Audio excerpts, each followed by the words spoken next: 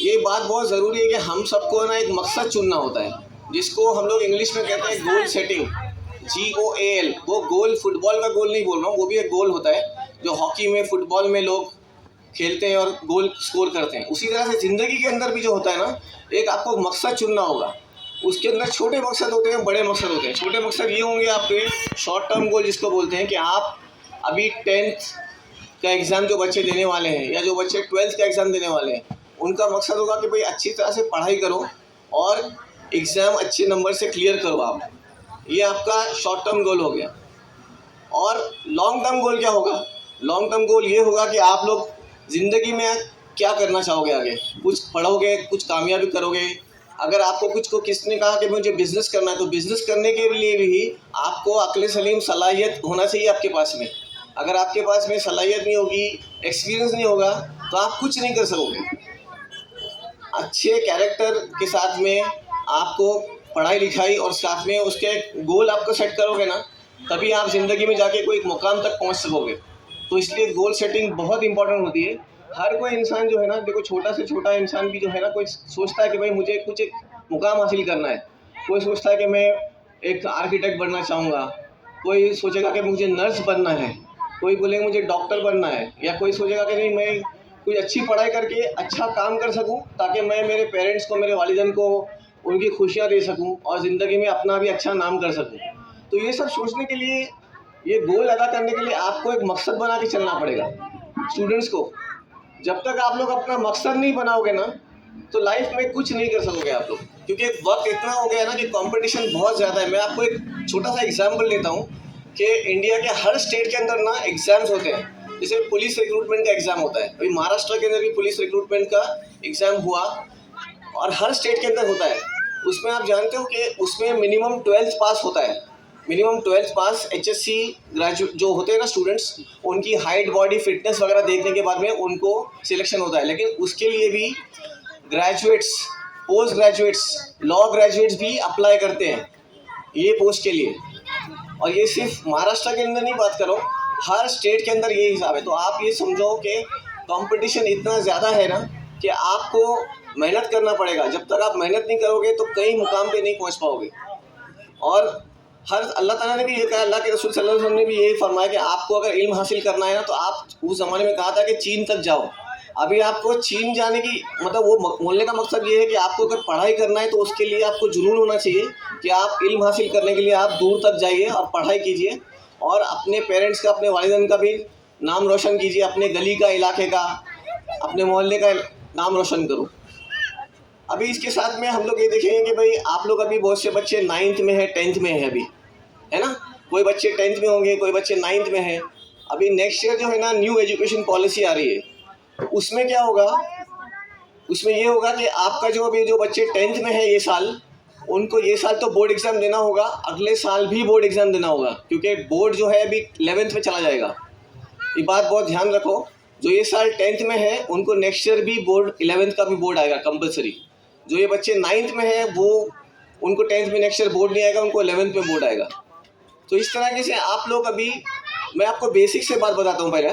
जैसे आप लोग, बहुत सारे स्टूडेंट्स हैं जिनको कुछ को मैथ्स में डिफ़िकल्टी आती है कि नहीं आती, मैथ्स में डिफ़िकल्टी आती है, किसको लैंग्वेजेस में डिफ़िकल्टी आती है, किसको साइंस में डिफ़िकल्टी आती है। तो जो डिफ़िकल्टी आती है ना, डिफ़िकल्टी को अपनी, उसको कमज़ोरी मत बनाओ। उसको कोशिश ये करो कि आप अच्छा पढ़ाई करो। आपके वालिदैन, आपके पेरेंट्स आपके पीछे बहुत पैसा खर्चा करते हैं। अभी आप लोग को ये बात समझ में नहीं आ रही, क्योंकि अभी आप लोग को क्या है, सबको पॉकेट मनी मिल जाती है, आप लोग को डब्बा मिल जाता है खाने का। आपके एक्सपेंसेस जो है, पढ़ाई लिखाई के, यूनिफॉर्म वगैरह, आपकी फ़ीस, सब आप लोग की पेमेंट करते हैं आपके पेरेंट्स, आपके वालिदैन। लेकिन आप लोग ने कभी सोचा है कि ये पैसा कैसा कमाते हो लोग, कितनी मेहनत करते हैं? आपके वालिद, आपकी वालदा, बहुत सी जगहों पे घरों में होता है कि सब बेटा पाँचों उंगली एक जैसी नहीं होती है। कोई लोगों को अल्लाह ताला ने ज़्यादा नवाजा है, कोई लोगों को कम नवाजा है। तो जो लोग हैं, लेकिन वो लोग अपने कोशिश ये करते हैं कि भाई अपने बच्चों को अच्छी से अच्छी तालीम दे सके, अच्छा एजुकेशन दे सके। तो उसके लिए बहुत ज़रूरी है कि आप लोग जो है ना, उसका फ़िक्र अदा करो। अब जिस दिन आप लोग सोचोगे ना कि भाई मेरे पेरेंट्स, मेरे वालिदैन मेरे लिए कितना पैसा खर्चा कर रहे हैं, कितना मेहनत कर रहे हैं, अपने सैक्रिफाइसेस कर रहे हैं, उनकी अपनी अपनी कुर्बानियाँ दे रहे हैं कितनी सारी, ताकि आप लोग ज़िंदगी में आगे बढ़ सको, कोई अच्छा मुकाम अदा कर सको और अच्छे कैरेक्टर, अच्छे असबाब के साथ में एक अच्छा इंसान बन सको।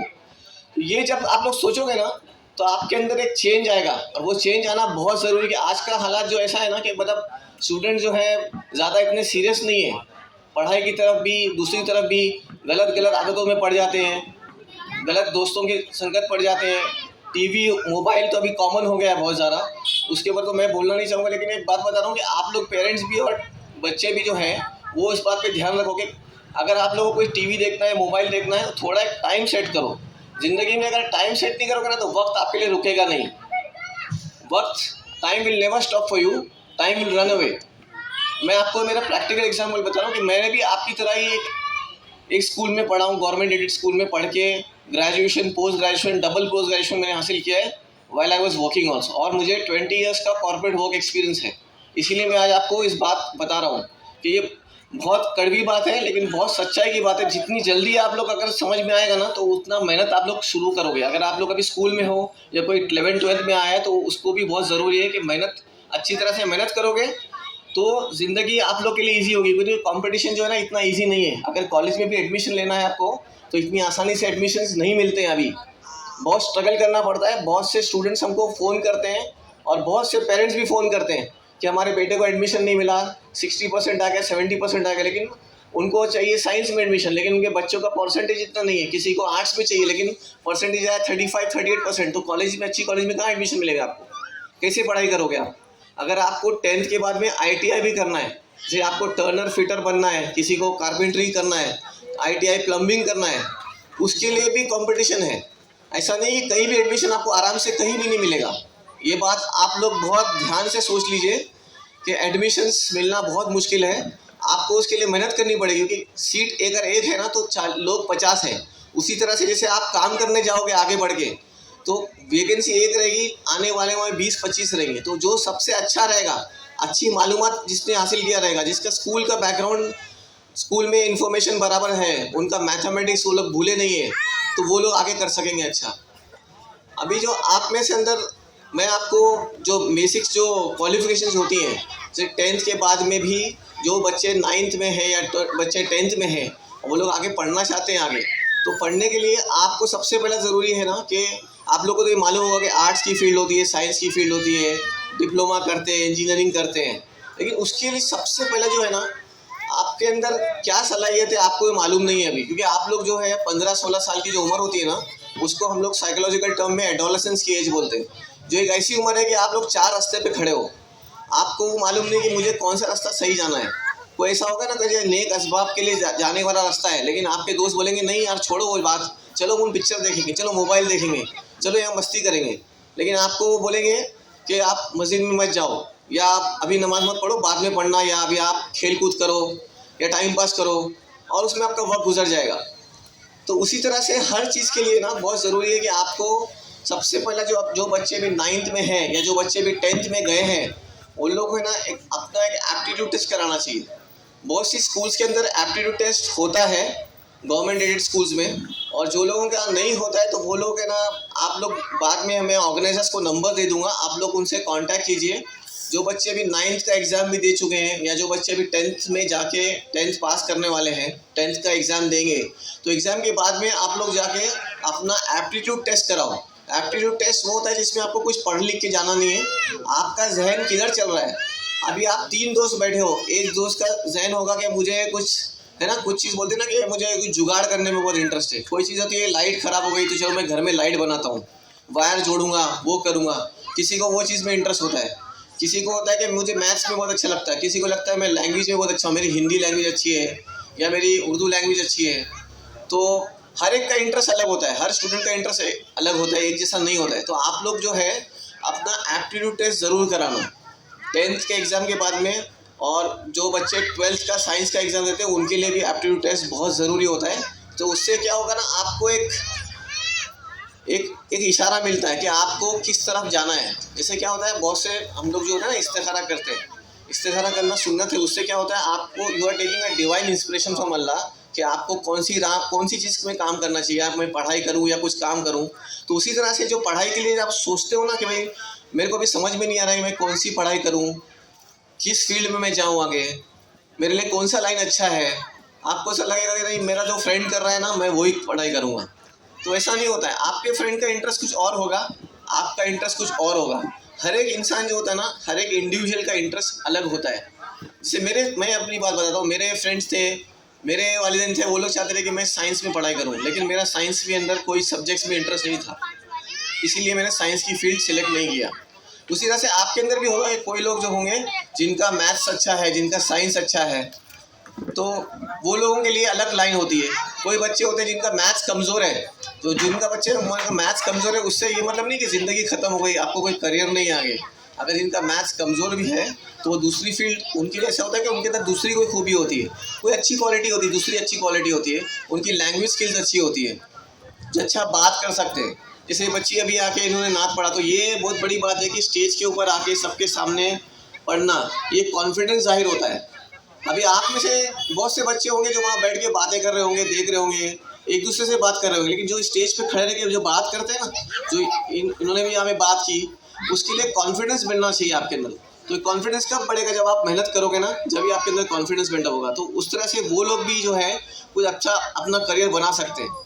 तो ऐसा बिल्कुल नहीं सोचेगा कि मेरा मैथ्स अगर कमज़ोर है, मेरा साइंस अगर कमज़ोर है, तो मैं ज़िंदगी में कुछ नहीं कर सकता, तो जो मेरा दोस्त बोल रहा है तो मैं वो कर लूँगा उसके साथ साथ। दोस्त के साथ में आप ज़िंदगी नहीं गुजारोगे ना, आपको ज़िंदगी अपनी खुद गुजारना है।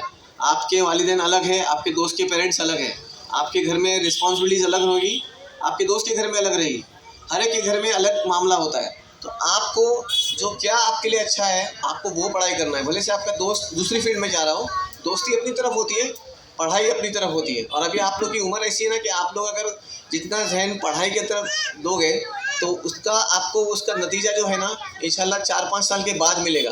When you will complete your diploma, या जब आप अपना ग्रेजुएशन पूरा करोगे, उसके बाद में आपको रियलाइज़ होगा। जो मैं आज आपको बात बोल रहा हूँ ना, ये बात भी बहुत बाद में रियलाइज़ होगी। अभी तो आपको कुछ लोगों को लगता होगा कि भाई ये बात है, चलो सुन लो, इस कान से सुन लो, इस कान से निकाल दो, वो सुन लोगे। लेकिन वो आपको बात जो है ना, ये कुछ साल के बाद में जब आप ज़िंदगी के अंदर आगे बढ़ोगे, अपनी एज से आगे बढ़ोगे, जब आपको रियलाइज़ होगा कि आपने कुछ बात सुनी थी कोई एक प्लेटफॉर्म के ऊपर, तो क्या बात थी, उस टाइम पे बहुत लेट हो जाता है। इसीलिए आपको ये अपॉर्चुनिटी मिली है, ऑर्गेनाइजेशन ने अपॉर्चुनिटी दी है, तो उसका पूरा फ़ायदा उठाइए। अभी मैं आपको बेसिक्स कुछ बातें बताता हूँ कि जैसे बच्चों का कॉमर्स की फील्ड में जाना है, या जिसको बच्चों को साइंस में जाना है, और किसको बच्चों को आर्ट्स में जाना है, या कोई दूसरी फील्ड में जाना है।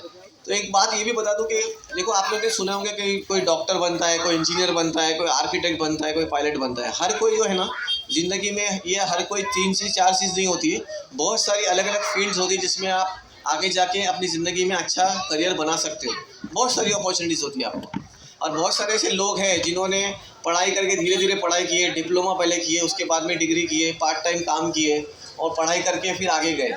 तो आप लोग भी इस तरह से कर सकते हो। जो बच्चों का, अगर इनको बच्चों का मैं पहले बता दूं, जिनका मैथमेटिक्स अच्छा है, जो बच्चों का जो होता है ना मैथ्स स्ट्रांग है, मैथ्स का बेस अच्छा है, तो वो बच्चे भले से अगर वो मेडिसिन नहीं कर सकते हैं या इंजीनियरिंग नहीं कर सकते हैं, कोई वजह से ऐसा होता है कि वो नहीं कर पा रहे हैं, तो उनके लिए हालात से हिम्मत हारने की ज़रूरत नहीं है। ऐसे बच्चे जो हैं अपना करियर मैथ्स के अंदर बना सकते हैं, मैथमेटिक्स के अंदर, स्टैटिस्टिक्स के अंदर आप करियर बना सकते हो। आप लोग क्रिकेट देखते होंगे ना, क्रिकेट, तो क्रिकेट के अंदर देखते होंगे स्टैटिस्टिशियन स्कोर बताता है, स्कोर बोर्ड दिखता है स्क्रीन के ऊपर, उसमें आपको दिखता है कि भाई कोई क्रिकेटर ने कितना रन, युवराज सिंह ने कितने रन्स बनाया, एवरेज क्या था उनका, फास्टेस्ट 50 कितने हुआ, आपका स्कोर कैसे आया ये फास्टेस्ट 50, ओके, सबसे कम बॉल में सबसे ज़्यादा रन्स कैसे बनाए, सबसे फर्स्ट 10,000 रन्स किसने स्कोर किया था, उसके बाद सेकंड किसने स्कोर किया था। ये डेटा कौन बना करता है, ये जो नंबर्स आते हैं ना, ये नंबर कहाँ से आते हैं, अपने आप तो नंबर नहीं आता, कोई नोट नहीं करता। ये सब जो काम होता है ना, इसको स्टैटिस्टिक्स का कमाल बोलते हैं। इसकी फील्ड होती है स्टैटिस्टिक्स। और ये जो फील्ड है, जो बच्चों का मैथ्स अच्छा होता है, तो ये फील्ड में अगर जाके वो अगर बीएससी 12th के बाद में अगर बीएससी स्टैटिस्टिक्स कर लेते हैं, तो उनके लिए मेडिसिन इंजीनियरिंग से अच्छी फील्ड अपॉर्चुनिटीज़ ओपन हो जाती हैं। आप एक अच्छे स्टैटिस्टिशियन बन सकते हो। मैं आपको एक और एक एग्जांपल बताता हूँ। आप लोग लोकल ट्रेन में जाते हो, ट्रैवल करते हो ना, तो लोकल ट्रेन में देखते होंगे प्लेटफॉर्म के ऊपर जो है ना बहुत सारी टिकट विंडोज़ होती है, 5-6 टिकट विंडो ओपन होती है। जैसे बड़ा स्टेशन होता है वैसी भी टिकट विंडो होती है, कोई जगह 4 होती है, कोई जगह 5 होती है। और आप लोग ने देखे होंगे कि एक टाइम पे 2 टिकट विंडो ओपन होती है, बाकी की 2 बंद रहती है। और फिर एक वक्त आता है कि एक टिकट विंडो ओपन करते हैं, एक बंद करते हैं। फिर एक ऐसा वक्त आता है कि उन लोग चारों टिकट विंडो ओपन करते हैं। ये कैसे पता करते हैं उन लोग, ये कैसे पता करते हैं? सोचो थोड़ा इस बारे में। ये सब जो है ना डेटा एनालिसिस का काम होता है, और ये सब जो काम है ना स्टैटिस्टिशियन लोग है ना एनालाइज करते हैं कि भाई लोगों का आना कैसा है, किस वक्त में कितने लोग आते हैं, एवरेज कैसा आते हैं, कौन सा टाइम होता है कि जब ज़्यादा लोग आते हैं, पीक ट्रैफिक बोलते हैं जिसको, उससे ये अंदाज़ा लगाते हैं और इससे इवैल्यूएशन होता है। तो बीएससी स्टैटिस्टिक्स, बीएससी मैथमेटिक्स ये भी एक अच्छी ऑप्शन है आपके लिए। जो बच्चों का फिज़िक्स केमिस्ट्री में इंटरेस्ट अच्छा है तो वो बच्चों को बहुत ज़रूरी है कि अपना फिज़िक्स केमिस्ट्री या बायोलॉजी उसकी स्कोर के ऊपर ध्यान दो, क्योंकि ये जो स्कोर है ना आपको आगे चल के इसके अंदर भी अपॉर्चुनिटीज़ है। अगर आप बीएससी फिज़िक्स भी करते हो या बीएससी केमिस्ट्री भी करते हो या बीएससी बायोलॉजी में भी जाते हो, उसके अंदर भी आप अपॉर्चुनिटीज़ में जा सकते हो। 12th के बाद ये साइंस की कुछ फील्ड हैं, इसके साथ साथ इंजीनियरिंग की फील्ड होती है, इसके साथ साथ अभी बहुत सारी अपॉर्चुनिटी ऐसी आ रही है। जैसे कोई लोग जैसे 11th-12th आपने कर लिया और अगर किसको पायलट बनने का बहुत शौक होता है, किसको होता है कि भाई मुझे पायलट बनना है, तो उसके लिए आपको ज़रूरी नहीं कि आप लाखों रुपया खर्चा करो, और हर कोई तो अफोर्ड नहीं कर सकता है लाखों रुपए की फ़ीस। 45 लाख 50 लाख रुपए इतनी फ़ीस होती है। उसके बाद में आपको अगर जॉब मिलेगा नहीं मिलेगा वो भी कुछ गारंटी नहीं होती है। तो ऐसे बच्चे जिनका मैथ्स स्ट्रॉन्ग अच्छा है और जिनके पास में चश्मे की नज़र नहीं है, जिनकी आँखें अच्छी है, तो वो बच्चे जो है ना 11th-12th करो साइंस में। उसके बाद में आप लोग जो है ना गवर्नमेंट का एग्ज़ाम होता है, इसको बोलते हैं नेशनल डिफेंस एकेडमी, एनडीए का एग्ज़ाम होता है। आपने सुना होगा एक बच्ची के बारे में, सानिया मिर्ज़ा। वो सानिया मिर्ज़ा जो टेनिस प्लेयर में, उनकी बात नहीं कर रहा हूँ। अभी रिसेंटली एक नाम आया है सानिया मिर्ज़ा नाम का। ये सानिया मिर्ज़ा वो बच्ची है जो यूपी के एक छोटे से गांव की रहने वाली बच्ची है। उनके वालिद भी जो है ना एक छोटे से गाड़ी का मैकेनिक का काम करते हो। कोई ज़्यादा उनको इतना अल्लाह ताला ने बहुत ज़्यादा दौलत नहीं बख्शी, लेकिन उनको इल्म बख्शा था। तो वो बच्ची जो है उसने मेहनत करी, पढ़ाई अच्छी तरह से पढ़ाई करी, उसके गांव में वो फर्स्ट आई, 12th पढ़ाई करी आगे जाके। अभी वो बच्ची जो है ना एनडीए नेशनल डिफेंस एकेडमी का एग्ज़ाम क्लियर कर लिया उसने बच्ची ने, और उसका जो स्कोर आया ना वो इंडिया की मतलब वो पायलट बन जाएगी, फाइटर पायलट। एक छोटे से गाँव की रहने वाली एक बच्ची। तो टैलेंट जो है ना कहीं छुपा नहीं होता है। आप तो आपको अच्छी अपॉर्चुनिटी कि आप बड़े शहर में, बॉम्बे शहर में रहते हो जहाँ पे अपॉर्चुनिटीज़ बहुत ज़्यादा है आपको। ऐसे भी जो लोग हैं जिनको अपॉर्चुनिटीज़ नहीं मिलती है, तो ये आप लोग सोचो। इससे अगर आप पढ़ाई करोगे, एनडीए से अगर आप करते हो, तो उसमें एयरफोर्स में भी जाके आप अच्छे पायलट बन सकते हो आगे जाके। अब अच्छी अपॉर्चुनिटीज़ है जिन 12th के बाद में, अगर आपके पास में ज़्यादा फीस का प्रॉब्लम आ रहा है तो ये अपॉर्चुनिटीज़ आती है। और इसके साथ मैं दूसरी चीज़ बता दूँ, जिनका बच्चों का मैथ्स कमज़ोर है, जिनको मैथ्स में उनको डर लगता है बहुत, तो वो बच्चे के लिए दूसरा अपॉर्चुनिटीज़ भी ऑप्शन ओपन होता है। आर्ट्स के अंदर से भी आप जा सकते हो, कॉमर्स के अंदर भी जा सकते हो। ये फील्ड्स भी ऐसी है कि इससे भी आप पढ़ाई करके बहुत सारी अपॉर्चुनिटीज़। लेकिन एक बात है ना, कोई भी चीज़ ऐसा नहीं सोचना कि कोई चीज़ हल्की है, कोई चीज़ भारी है, या साइंस एकदम ऊपर है, आर्ट्स एकदम नीचे है। अरे वो तू क्या पढ़ रहा है, बोले कोई बोलेगा अरे बोले मैं तो साइंस पढ़ रहा हूँ, बोले तुम तो आर्ट्स पढ़े, बोले आर्ट्स कोई पढ़ने लायक नहीं है। ऐसी बात नहीं होती है। हर पढ़ाई जो है ना, हर पढ़ाई बहुत इंपॉर्टेंट होती है। और ऐसे बहुत सारे लोग हैं जो मैं ऐसे लोगों को जानता हूँ जो कुरान हाफिज़ हैं। वो लोग माशाल्लाह वो लोग ने चार्टर्ड अकाउंटेंट बने हैं आज। एक ऐसे हैं जो कुरान हाफिज़ है, वो पोस्ट ग्रेजुएट है ना, एमएस सर्जन है बहुत बड़े दिल्ली के अंदर, वो सर्जरी करते हैं और ही इज़ अ कुरान हाफिज़ ऑल्सो। तो ये किसी के लिए रिस्ट्रिक्टेड नहीं होता है। आपको सिर्फ इंटरेस्ट है कि आपको पढ़ाई करना चाहिए बराबर। आपको आपके पेरेंट्स ने टाइम दिया है, अपॉर्चुनिटी दी है जो दूसरे बच्चों को नहीं मिलती है, तो इसका फ़ायदा उठाओ और इससे अच्छी पढ़ाई करो। इसके साथ साथ में आर्ट्स के अंदर भी अपॉर्चुनिटी दी है। आर्ट्स के अंदर से आप पढ़ाई करोगे तो अगर आप 11th-12th करें, उसके बाद में आप बीए कर सकते हो। बीए के अंदर भी बहुत सारी अपॉर्चुनिटीज़ होती है, जिससे आप साइकोलॉजी, सोशियोलॉजी, और अगर आप हिस्ट्री सब्जेक्ट में करते हो या इंग्लिश में करते हो। अभी आजकल एक नया ट्रेंड शुरू हुआ है, जो बच्चे एमए इंग्लिश लिटरेचर होता है ना, जो इंग्लिश में पढ़ते हैं, जिनका मतलब कमांड लैंग्वेज में अच्छा है, हिंदी में लैंग्वेज में अच्छा है, इंग्लिश में लैंग्वेज में अच्छा है, तो वो बच्चों को है ना बहुत सारी इंजीनियरिंग की कंपनी जो है, आईटी कंपनीज है ना, वो लोग भी वो कंपनीज में रिक्रूट करती है ऐसे एमए किए हुए स्टूडेंट्स को, जिन्होंने एमए इंग्लिश लिटरेचर से किया है। क्योंकि उन लोगों को, और कुछ बच्चे ऐसे होते हैं जैसे आप लोग को लगता है कि भाई मैं पढ़ाई तो कर रहा हूँ लेकिन मेरा ध्यान नहीं लगता है पढ़ाई में। वो ध्यान नहीं लगने की वजह क्या है कि आपका ना इंटरेस्ट जो है ना, इंटरेस्ट आपको पढ़ाई में फोकस रखना पड़ता है। आप लोग का इंटरेस्ट जो है, आप पढ़ते कुछ और हो लेकिन आपका इंटरेस्ट आपके फ्रेंड्स में लगा हुआ है, या दोस्तों में लगा हुआ है, आपके फ्रेंड क्या कर रहा है, या मोबाइल फ़ोन में लगा हुआ है आपके पास में इंटरेस्ट। तो वो आपका इंटरेस्ट, जब तक आपका गोल एक सेट नहीं होगा ना, आप अगर पढ़ाई कर रहे हो तो आप इंटरेस्ट से बराबर नहीं पढ़ोगे। आप बुक के लेके 4 घंटा भी साथ में बैठ जाओगे तो आप पढ़ नहीं पाओगे, वो वही चीज़ आपको घूमती रहेगी। और ये बहुत सारे स्टूडेंट्स के साथ में आज एक कॉमन प्रॉब्लम है ये, कि वो लोग है ना इंटरेस्ट से लेके पढ़ते नहीं है। तो उसमें आप लोग एक टाइम बनाओ कि आप लोग रात को कोशिश करो कि जल्दी सोने के लिए, और सुबह में जल्दी उठ के पढ़ो। सुबह में जल्दी उठो, फजर की नमाज़ होती है वो उठ पढ़ो, और उसके बाद में आप लोगों को सुबह के टाइम पे जो है ना माइंड जो होता है ना वो एकदम फ्रेश होता है। और दिन के टाइम पे आप लोग पढ़ते हो, कोई ट्यूशन जाता है, कोई घर में पढ़ाई करता है, फिर यहाँ वहाँ खेलते हो, उससे आपका माइंड थक जाता है। तो शाम के टाइम पे अगर आप रात को देर से पढ़ने बैठोगे ना तो वो आपको पढ़ाई याद नहीं होगी, आप वही चीज़ को पढ़ते रहोगे और आप बोलोगे मैं क्या कर रहा हूँ, मुझे पढ़ाई नहीं होगी। लेकिन यही चीज़ अगर आप सुबह में उठ के पढ़ते हो ना, जल्दी कोशिश करो कि अपना टाइम मैनेज करो बराबर। वक्त मैनेज करना भी बहुत इंपॉर्टेंट होता है कि अगर आप टाइम मैनेज करोगे तो सुबह में उठ के पढ़ोगे तो वो आपको जल्दी याद होगा। और ये बहुत से लोगों का प्रैक्टिकल तजुर्बा होता है, प्रैक्टिकल एक्सपीरियंस है जो हम लोग आपसे शेयर कर रहे हैं कि हमने ये लाइफ में ऐसा कर चुके हैं। इसके साथ साथ में ऐसी बहुत सारी अपॉर्चुनिटीज़ हैं जो आप लोग है ना ज़िंदगी में कर सकते हो। जैसे कि कोई बच्चे हैं तो जिनके अंदर टैलेंट होता है बात करने का, वो अच्छी बात कर सकते हैं, बहुत ज़्यादा बात करने का टैलेंट होता है उनके अंदर। तो लोग बोलते हैं कि ये बहुत बातूनी बंदा है, बहुत बात करता है, लेकिन ये भी जो है ना एक अच्छा आपका प्रोफेशन बन सकता है। You can become a good speaker. आप एक अच्छे ट्रेनर बन सकते हो जो लोगों को ट्रेन करता है, जो अच्छा स्पीकर होता है। बहुत सारे कॉल सेंटर अपॉर्चुनिटीज़ होती है ना, वहाँ पे लोग है ना कोच होते हैं, कोच बनते हैं। वो कोच कैसे बनते हैं, वो जिनको अच्छी लैंग्वेज पे कमांड होता है ना, तो उससे वो अपना अच्छा करियर बना सकते हैं उससे भी। उसमें आपको कोई इंजीनियरिंग करने की ज़रूरत नहीं है। अगर आपने नॉर्मल बीकॉम बीएससी बीए भी किया है, लेकिन आप अगर आपका इंग्लिश में अगर कमांड है, उससे भी आप अगर आगे जा सकते हो अच्छा पढ़ाई करने के लिए।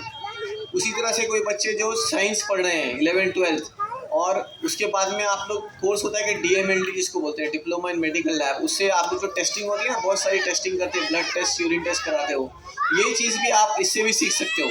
इससे इसकी पढ़ाई होती है, उसके करने के बाद में आप उसमें भी अपना करियर बना सकते हो। कोई लोग इंडिपेंडेंट प्रैक्टिस करते हैं, कोई लोग हॉस्पिटल में प्रैक्टिस करते हैं, ऐसे बहुत सारी अपॉर्चुनिटीज़ होती है। बहुत से लोग जो कॉल सेंटर में भी काम करते हैं, उसके लिए भी लेकिन बहुत ज़रूरी है कि आपके पास ग्रेजुएट होना चाहिए, अच्छा कमांड होना चाहिए आपको लैंग्वेज के ऊपर, कंप्यूटर्स के ऊपर। ये सारी अपॉर्चुनिटीज़ ऐसी आती हैं, इसमें बहुत अलग अलग फील्ड्स की करियर आप बना सकते हो। साइंस हो लो, आर्ट्स ले लो, कॉमर्स ले लो। इंजीनियरिंग के बारे में आपको बताऊंगा, इंजीनियरिंग में ऐसी नई नई अपॉर्चुनिटीज़ आ गई, जैसे आर्टिफिशियल इंटेलिजेंस एक नई फील्ड आ गई, उभरती हुई field.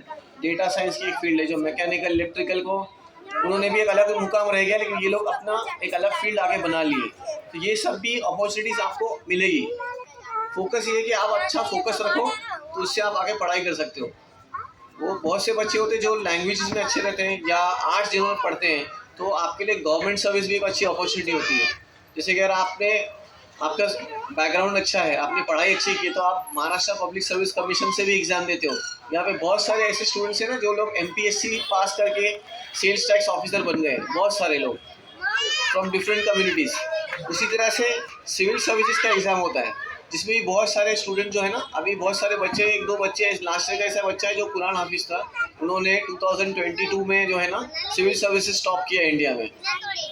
He is also Quran हाफिज़ ऑल्सो, आपकी इन्फॉर्मेशन के लिए बता दूँ। तो कोई भी पीछे नहीं होता है, वो उसके साथ में अपनी रेगुलर पढ़ाई किया उन्होंने, रेगुलर पढ़ाई करने के बाद में उन्होंने एग्ज़ाम क्रैक किया। तो मकसद ये है कि आप लोग जो है पढ़ाई के ऊपर ध्यान दो, अलग अलग अपॉर्चुनिटीज़ आपको मिलेगी। और आप लोग जो है अभी 10th में जो बच्चे चले गए हैं, वो लोग 10th के बाद में अपना एप्टीट्यूड टेस्ट करवाओ। तो एप्टीट्यूड टेस्ट कराने के बाद में आपको ये मालूम पड़ेगा कि भाई मेरा कौन सी फील्ड में रुझान है। वो आपको उस टाइम पे समझ में नहीं आएगा।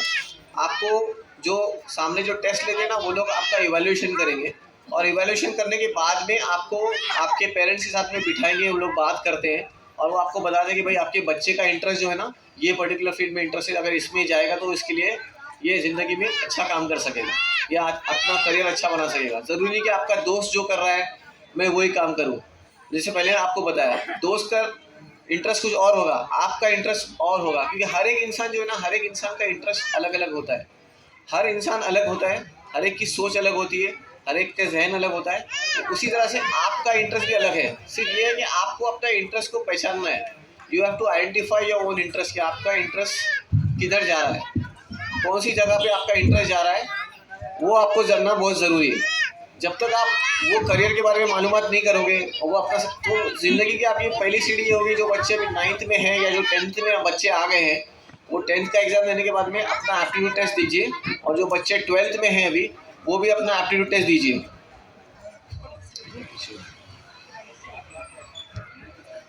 एक बात ये एप्टीट्यूड टेस्ट की बात हो गई। दूसरी मैं आपको बता रहा हूँ कि जैसे बहुत सारी अपॉर्चुनिटीज़ आती हैं गवर्नमेंट सर्विसेज के अंदर भी, जो उसको आप फ़ायदा उठा, जैसे बॉम्बे म्यूनसिपल कॉर्पोरेशन, उसके अंदर भी बहुत सारी अपॉर्चुनिटीज़ आती है। आप लोग सैनिटरी इंस्पेक्टर बन सकते हैं, उसमें भी उसकी भी अपॉर्चुनिटीज़ अलग निकलती है। उसमें 12 साइंस का बैकग्राउंड चाहिए आपको, उसके बाद आप वो फील्ड में जा सकते हो। मेडिकल लैब टेक्नोलॉजी की फील्ड में जा सकते हो। जो बच्चे बीएससी करते हैं, साइंस करते हैं, केमिस्ट्री करते हैं, तो वो पेंट्स की कंपनी में भी काम कर सकते हैं एज अ केमिस्ट। पेंट का भी काम होता है। तो पढ़ाई के अंदर ऐसा है कि आपको बहुत चीज़ आप पढ़ सकते हो, लेकिन और जो बच्चे ऐसे जो पढ़ नहीं पाए, जो बच्चों ने ड्रॉप ले लिया है, पढ़ नहीं पा रहे हैं, जो ड्रॉप कर लिए हैं, तो वो भी अच्छा है कि अपना 10th जो है कोई बोर्ड से, ओपन बोर्ड से, या तो 10th पूरा कीजिए, और उसके बाद में आप कुछ कोर्स किसी काउंसलर से मिलिए, बात कीजिए, 11th-12th आप आगे कंटिन्यू कीजिए और उसमें पढ़ाई कीजिए आप, ताकि आपका पढ़ाई जो ब्रेक है ना वो पूरा हो सकता है। अभी बहुत सारी बॉम्बे के अंदर, बॉम्बे में क्या है, महाराष्ट्र के अंदर बहुत सारी ऐसी यूनिवर्सिटीज़ है जो आपको अपॉर्चुनिटीज़ देती है कि आप अगर ब्रेक ले लिए हो तो वहाँ पे वापस से ज्वाइन करके अपनी पढ़ाई कंटिन्यू कर सकते हो। कॉलेज अगर कोई नहीं जा पा रहा है कोई वजह से और ब्रेक ले लिया है, तो ब्रेक के बाद में भी आप अपनी पढ़ाई करस्पॉन्डेंस से भी कर सकते हो। यूनिवर्सिटी आपको करस्पॉन्डेंस का भी मौका देती है। BA, BCom, BSc Bombay university, दूसरी नासिक यूनिवर्सिटी से भी है, यशवंतराव चौहान यूनिवर्सिटी भी है जिनके सेंटर्स है बॉम्बे के अंदर, वहाँ से भी आप ये अपॉर्चुनिटीज़ लेके अपनी पढ़ाई पूरी कर सकते हो। क्योंकि आप लोग अगर अपनी पढ़ाई के साथ में आपको ये भी बात याद रखना है कि आप लोग कोई ऐसी आदतों में मत पढ़ो। अभी बहुत सारी जो ट्रेंड देखा जा रहा है स्कूल के अंदर, और बहुत से लोगों के अंदर भी, मतलब ये देखा जा रहा है स्कूल्स के अंदर कि बहुत से लोग, बच्चे जो हैं, ये ई सिगरेट का शिकार हो रहे हैं। ई सिगरेट आ गई है मार्केट्स के अंदर, और ये स्कूल्स के अंदर भी ई सिगरेट्स आ गई हैं। तो वालिदैन के लिए भी बहुत ज़रूरी है कि वो अपने बच्चों के ऊपर भी ध्यान रखो कि ई सिगरेट और ये हुक्का, जो ऐसी चीज़ है ना कि ये बहुत तकलीफ़ दे रहा है। अभी नहीं तकलीफ़ दे रहा है, जब, लेकिन इसकी तकलीफ़ धीरे धीरे जब आपकी थोड़ी थोड़ी एज आगे बढ़ेगी ना, 15, 16, 17, 18 साल के होंगे, जब आपको इसके बारे में मालूम पड़ेगा। और ये सब चीज़ें जो है ना, इसकी कोई इजाज़त नहीं देनी पड़ती कि आप ये ई सिगरेट पियो या हुक्का पियो। इससे आप लोग अपना ही नुकसान कर रहे हो, पैसे की भी बर्बादी कर रहे हो, अपना भी नुकसान कर रहे हो। और अब इससे आप करने में क्या होगा ना, आपको एक नशा हो जाता है अलग से, और वो नशे की वजह से आप लोग कॉन्सेंट्रेट नहीं कर पाओगे पढ़ाई के ऊपर भी। कॉन्सेंट्रेट, कोई लोग बोलेगा ना हुक्का पीने के बाद में क्या होता है, उससे भी एक नशा क्रिएट होता है, जिसकी वजह से आपका माइंड जो है ना वो काम करना धीरे धीरे, आपकी मेमोरी वीक होने लगेगी, आपको याद नहीं रहेगा कुछ भी पढ़ाई करने का, तो आपका फोकस हट जाएगा, कॉन्सेंट्रेशन हट जाएगा, तो आप पढ़ाई नहीं कर पाओगे। तो ये भी एक बहुत बड़ा प्रॉब्लम आ गया है जो आजकल कम्युनिटी के अंदर बहुत ज़्यादा फैल गया है, ये ई सिगरेट्स और हुक्का का, जो अभी स्कूल्स के अंदर भी पहुंच गया है मामला। इसलिए मुझे बात बोलना पड़ा कि यहाँ पे बहुत सारे स्कूल्स के बच्चे भी हैं और बहुत सारे पेरेंट्स भी बैठे हुए हैं, तो वो लोग भी अपने घरों में अपने बच्चों को ध्यान रखो इस बारे में कि उनको ये आदत नहीं लगी हो। उनके बैग्स, उनसे बात करो, उनसे पूछो या देखो कि उनके अंदर ऐसी कोई आदत पैदा हो रही है, या उनके सर्कल में क्या है, वो लोग मोबाइल में बात करते हैं। आजकल तो व्हाट्सअप बहुत कॉमन हो गया है ये सब चीज़ों से, स्कूल्स के बच्चे भी व्हाट्सअप करते हैं, उस पर बात करते। तो आप लोग ये सब चीज़ों पे ध्यान रखो, क्योंकि क्या होगा, ये सब चीज़ें आपको खुद से ध्यान रखना है। ई सिगरेट अभी है कि वो लीगलाइज है, वो बड़े लोग हैं, लेकिन बच्चे भी इसका शिकार हो रहे हैं। इसी तरह से हुक्का का भी शिकार बच्चे होते जा रहे हैं, बहुत ज़्यादा हो रहे हैं।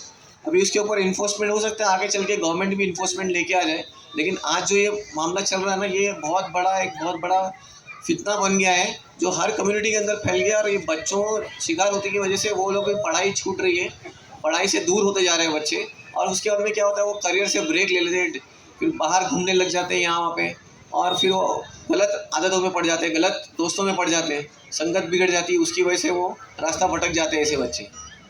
और यही चीज़ चल के आगे चल के नारकोटिक्स के अंदर शामिल हो जाती है, चीज़ों में जाके नशीली दवाओं का असर हो जाता है बच्चों के अंदर, इसी से शुरू होता है। तो पेरेंट्स के लिए भी बहुत ज़रूरी है कि आप लोग भी ये चीज़ों के ऊपर बहुत ध्यान रखो कि आपके बच्चे जो है ई सिगरेट, हुक्का, इसका शिकार ना हो। अगर ये शुरू भी किया है, मालूम पड़ा, तो उससे बात करो। उसको मार पीटने से काम नहीं होगा, आपको उससे बैठ के बात करना होगा, उसको समझाना होगा कि उसके बुरे अंजाम क्या होगा। उसका आगे जाके अंजाम ये होगा कि वक्त से पहले वो बच्चा ढलने लग जाएगा, अपनी एज को भी नहीं पहुँचेगा, एज से पहले वो बूढ़ा लगने लगेगा, कमज़ोर लगने लगेगा, वो फिटनेस नहीं ले पाएगा। जो आजकल के बहुत से लोग होते हैं ना जो खेलते नहीं है, और खेल कूद के ऊपर भी बात करता हूँ। जो बच्चों को स्कूल में स्पोर्ट्स में इंटरेस्ट है, फुटबॉल में इंटरेस्ट है, क्रिकेट में इंटरेस्ट है, हॉकी में इंटरेस्ट है, वो लोग भी ये फील्ड के अंदर अपना एक करियर बना सकते हैं।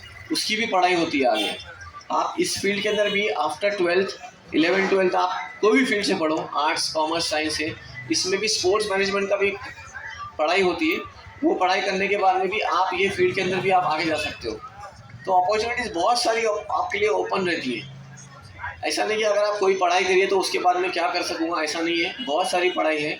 अगर आप आपके लिए पहला तो फोकस ये है कि आपको आपका 10th या आप जो 9th में हैं उसका फोकस सबसे पहले रखो कि आपको अपने अच्छे नंबर से आपका एग्ज़ाम क्लियर करना है। मैथमेटिक्स साइंस ये ऐसे 2 सब्जेक्ट्स हैं ना, फिजिक्स केमिस्ट्री बायोलॉजी, जिसको आप लोग मैथ्स 1 मैथ्स 2 बोलते हो, साइंस 1 साइंस 2 बोलते हो।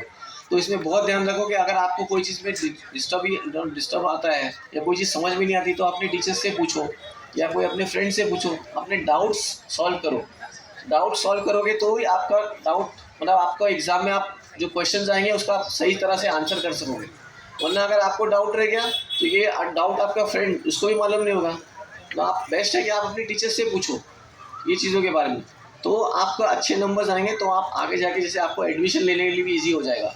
10th के बाद जैसे मैं बताया जो बच्चे इस साल 10th का एग्ज़ाम दे रहे हैं उनको नेक्स्ट ईयर 11th में बोर्ड का एग्ज़ाम फिर से देना होगा। तो बी प्रिपेयर्ड, ये कंपलसरी है, आप लोग इसको छोड़ नहीं सकते। जो बच्चों को मालूम नहीं है इसलिए मैं उनको बता रहा हूँ कि न्यू एजुकेशन पॉलिसी जो है अभी लॉन्च हो जाएगी 2023 से, अप्रैल से। तो उसमें बहुत सारी पढ़ाई चेंज हो रही है। उसमें 11th बोर्ड होगा और उसके बाद में 4 साल की डिग्री पढ़ाई हो जाएगी। तो 9th और 10th और 11th, तो जो बच्चे इस साल 10th का एग्ज़ाम दे रहे हैं अगले साल उनको 11th फिर से देना होगा। तो पढ़ाई में ध्यान रखो इस बारे में।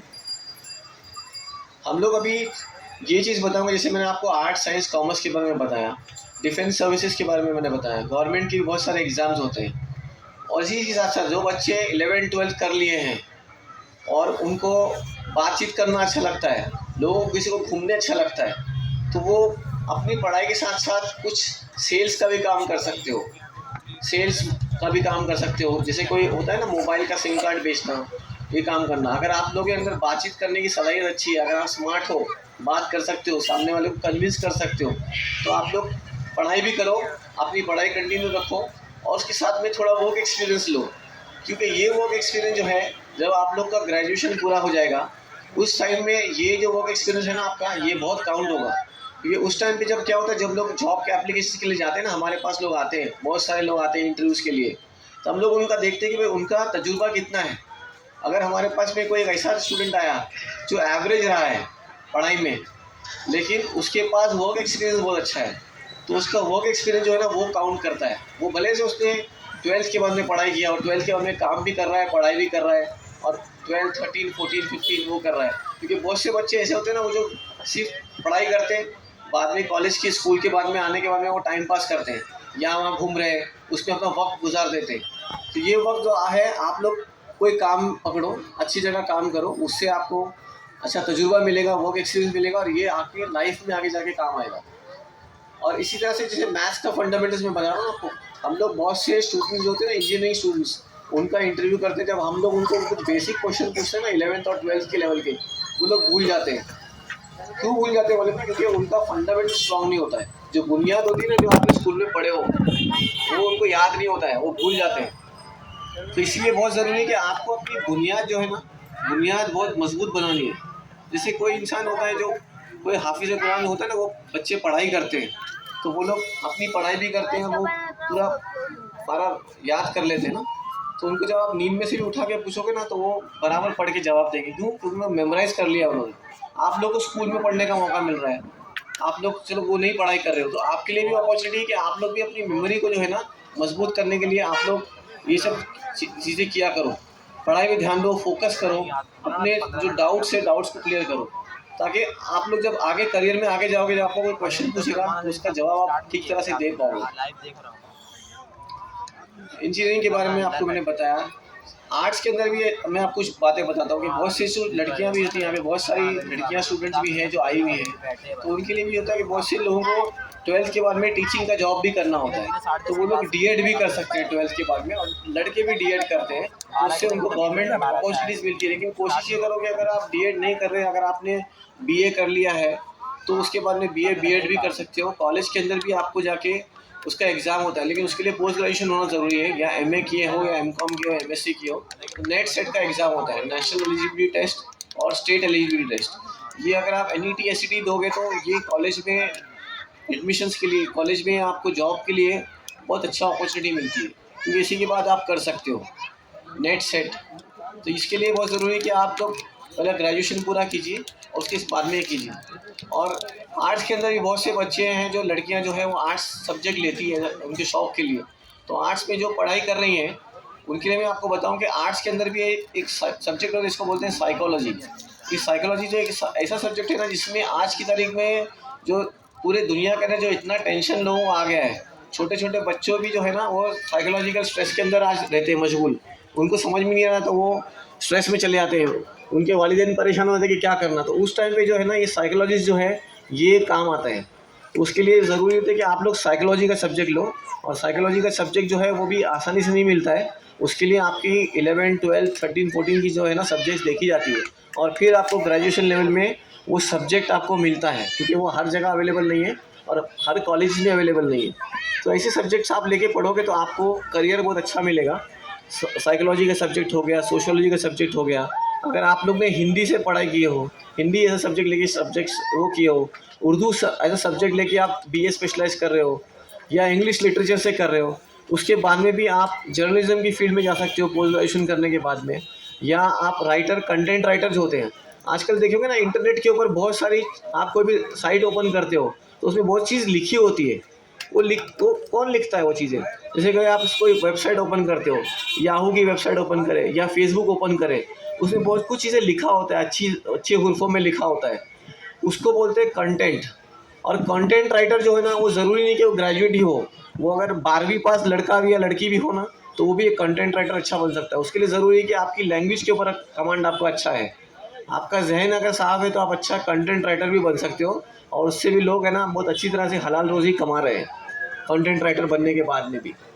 तो अपॉर्चुनिटीज़ बहुत सारी है आपके पास में कंटेंट राइटर की। DMLT कोर्स करने के बाद में भी, अगर आपने BCom किया है तो उसमें भी आजकल बहुत सारी अपॉर्चुनिटीज़ आ गई। ट्रैवल टूरिज़्म से कर सकते हो, अकाउंट से कर सकते हो, और उसमें पढ़ाई करके आप चार्टर्ड अकाउंटेंसी, कॉस्ट अकाउंटेंसी भी कर सकते हो, या MCom करने के बाद में भी आप अकाउंट्स की फील्ड में जा सकते हो। लेकिन ज़रूरी है कि आप अच्छी पढ़ाई कीजिए, अच्छा इल्म हासिल कीजिए, उसके बाद ही आप लोग जो है आगे बढ़ सकोगे। मैं अभी ये सेशन को थोड़ा ओपन रख रहा हूँ, क्योंकि मैं चाहता हूँ कि आप लोग के अंदर बहुत सारे सवाल होंगे, बहुत सारे सवाल आप लोग करना चाहते होंगे कि भाई हम लोग को क्या करना चाहिए, हमारा कोई बच्चा ये सब्जेक्ट में कमज़ोर है, या हमको ये बारे में मालूमात लेनी है। तो आप लोग जो है ना अभी मुझसे सवाल ओपन, क्वेश्चंस ओपन कीजिए। हम लोग यहाँ पे क्वेश्चन का सेशन ओपन करते हैं, तो आप लोग उससे क्वेश्चंस पूछिए, तो हम लोग आपको उस बारे में जवाब दे सकेंगे।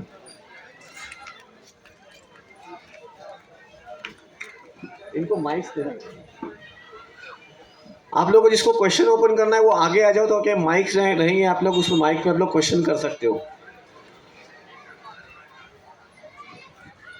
या वहीं से रह के भी पूछ सकते हो आप लोग। लेकिन देखो सवाल जब करोगे ना तो उसमें घबराने का नहीं कि मेरे दोस्त क्या बोलेगा या वो क्या बोलेंगे, वो क्या सोचेंगे। मैं देखो क्या होता है ना, सवाल करने के लिए भी जो है ना, सामने खड़े रह के बात करने के लिए भी ना ताकत हिम्मत होना चाहिए। हर किसी में वो ताकत हिम्मत नहीं होती कि जो क्राउड फेस कर सकूँ।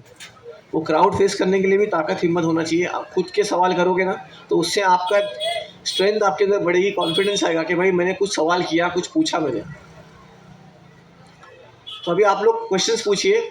वहाँ लेडीज़ के अंदर भी एक माइक है और यहाँ पे भी एक माइक है,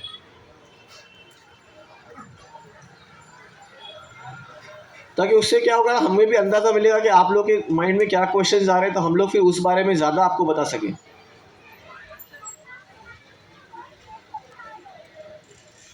इस बारे में मतलब वालिदैन भी क्वेश्चन पूछ सकते हैं, जो बच्चों के बारे में, अगर वो नहीं आए हैं तो उनको कुछ सवाल है तो वो भी सवाल कर सकते हैं।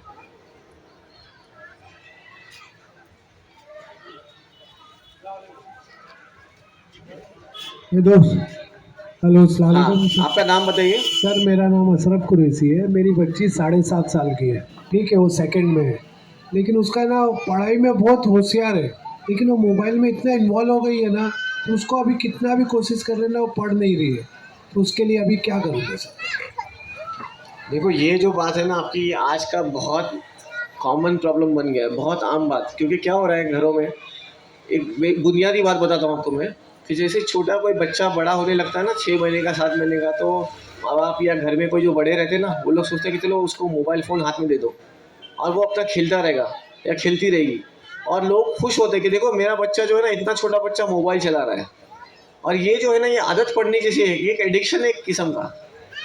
नशीली दवा का एडिक्शन करते हैं ना, अभी मोबाइल एडिक्शन हो गया है। जी जी। तो ये इतना ज़्यादा एडिक्शन हो गया, लोग है ना इसमें फ़ख्र महसूस करते हैं कि देखो हमारा इतना छोटा बच्चा है, इतना अच्छा मोबाइल चला लेता है, और दूसरों को देखो मेरा बच्चा कैसा मोबाइल चला। लेकिन ये बात ध्यान में नहीं आती कि जब बच्चे बड़े होने लगते हैं ना, तो ये प्रॉब्लम बहुत ज़्यादा हो रही है। अभी आपको एक काम ये करना होगा कि अगर आपकी बच्ची, आप बता रहे हो कि वो पढ़ाई में भी अच्छी है और अभी सेकेंड स्टैंडर्ड में ही है, तो आप उसका ना मोबाइल का टाइम, सबसे पहले काम ये करो कि आप मोबाइल की बच्ची नेट यूज़ करती होगी ना, या गेम हाँ, खेलती होगी। यूट्यूब देखती हूँ हाँ, मोबाइल में। यूट्यूब वगैरह देखती होगी। छोटे देखो इतने छोटे बच्चे यूट्यूब देखते हैं, और इतने छोटे बच्चे यूट्यूब से देखते हैं, यूट्यूब के अंदर बहुत सारा जो है ना, बहुत सारा गैर इस्लामी मतलब इमोरल कंटेंट भी आता है। जी अब वो आपको मालूम नहीं पड़ता है कि उन लोग है ना इस तरह का वायरस छोड़ते हैं, या ऐसी कोई अडल्ट एडवर्टीजमेंट आ जाता है जो शरिया के एकदम खिलाफ बात है, जो शर्मनाक बात आ जाती है।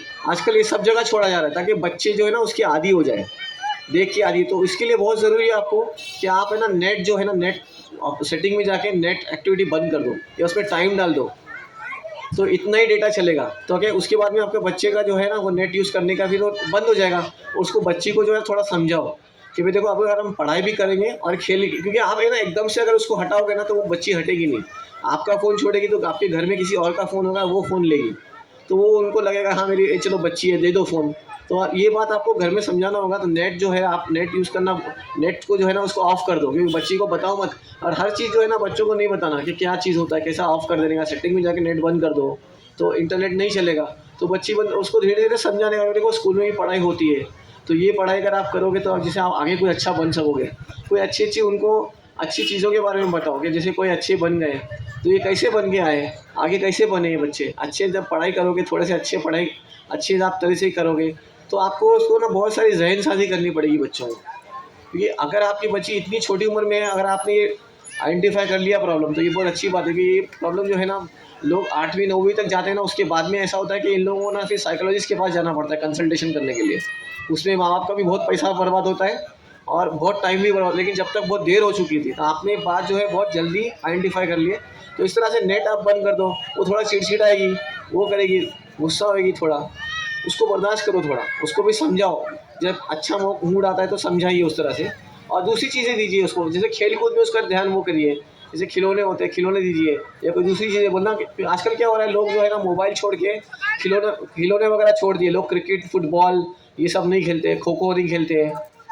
बच्चे जो होते हैं, लड़कियाँ जो रस्सी खेलती थी, ये सब अभी ये सब गेम बंद हो गए। सब लोग है ना मोबाइल में घुस जाते हैं। एक ही घर में 4 लोग बैठे हुए रहते हैं और सब मोबाइल में। किसी को ध्यान नहीं कि कौन आ रहा है, कौन जा रहा है, किसको कोई वो कोई बात नहीं करता है। ये कॉमन प्रॉब्लम है, तो इसको ध्यान रखो। जी शुक्रिया।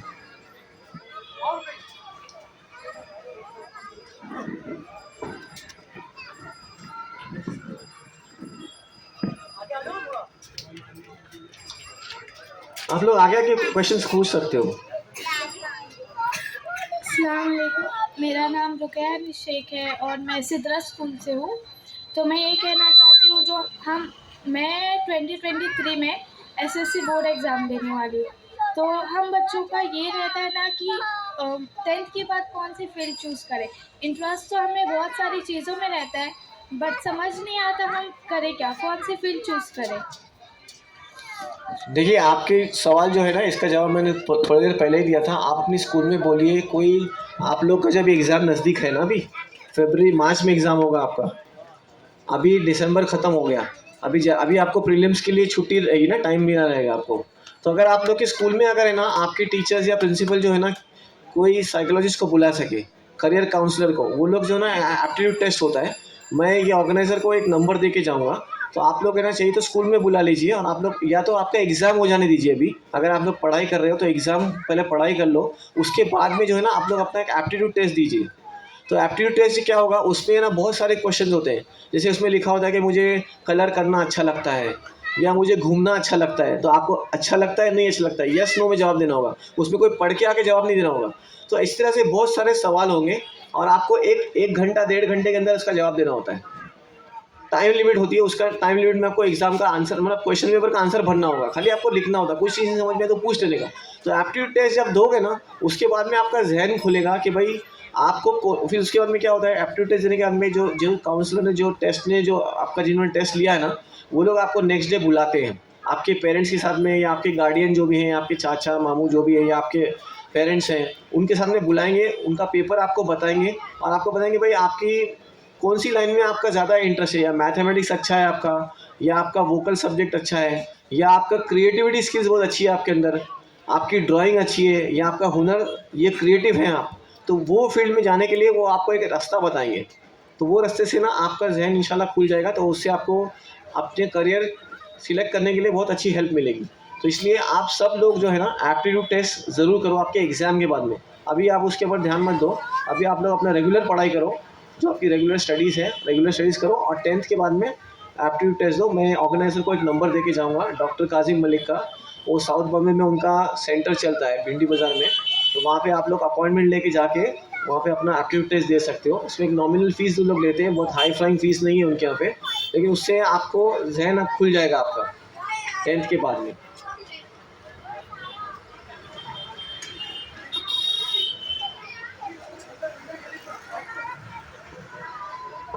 अस्सलामुअलैकुम वरहमतुल्लाहि वबरकातुह।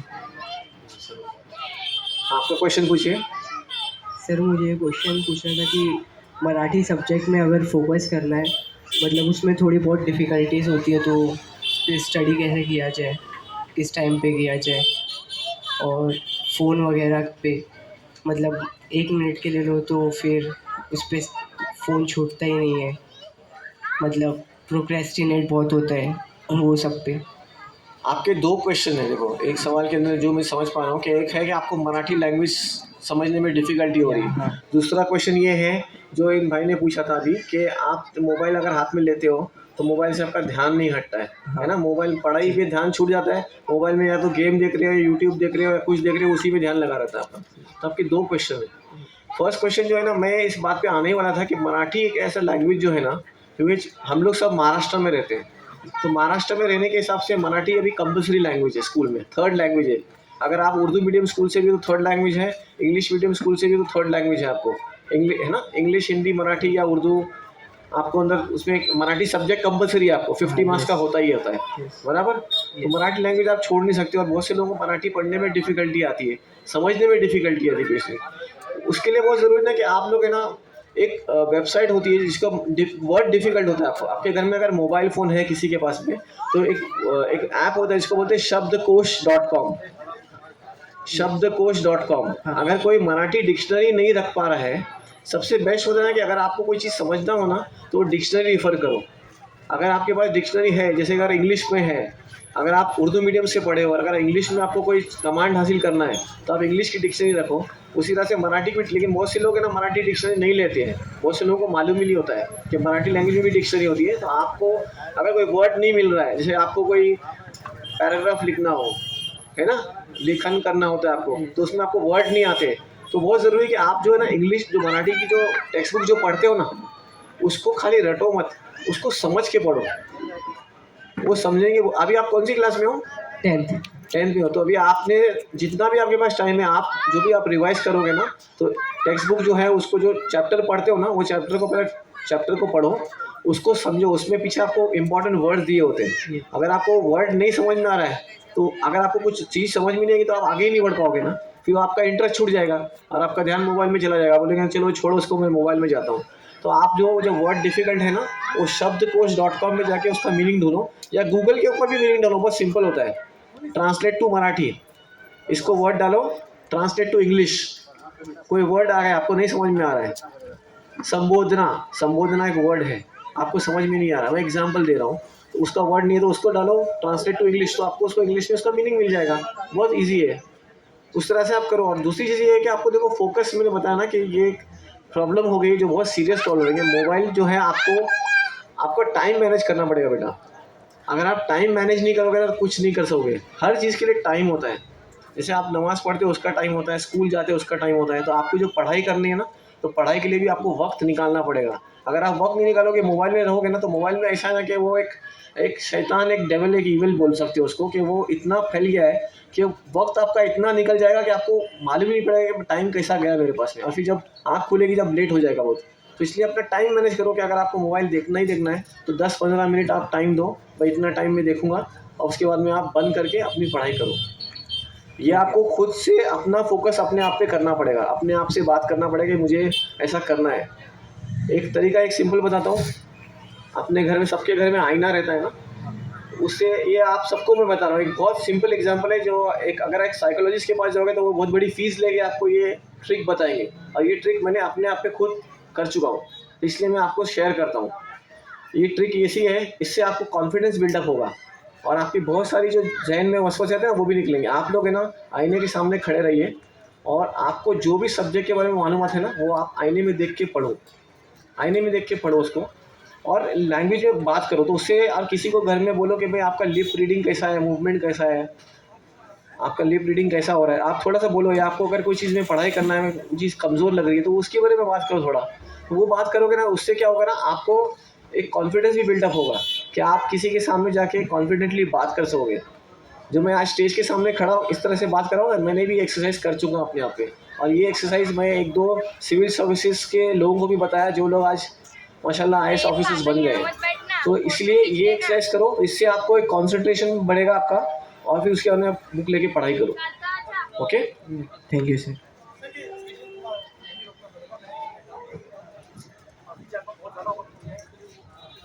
अच्छा, उनको कोई क्वेश्चन है तो पूछो।